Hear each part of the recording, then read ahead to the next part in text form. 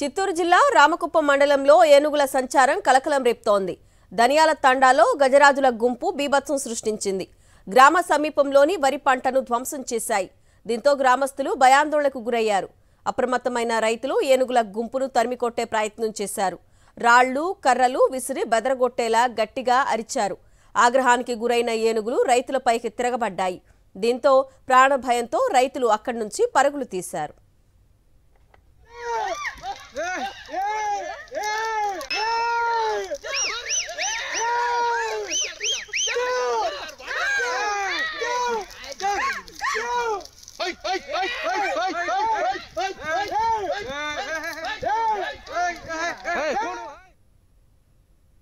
మనం విజువల్స్ లో కూడా చూస్తున్నాం. పంట పొలాల్ని ధ్వంసం చేస్తున్నాయి ఏనుగులు. చిత్తూరు జిల్లా రామకుప్పం మండలంలో ఏనుగుల సంచారం కలకలం రేపుతోంది. ధనియాల తండాలో గజరాజుల గుంపు బీభత్సం సృష్టించింది.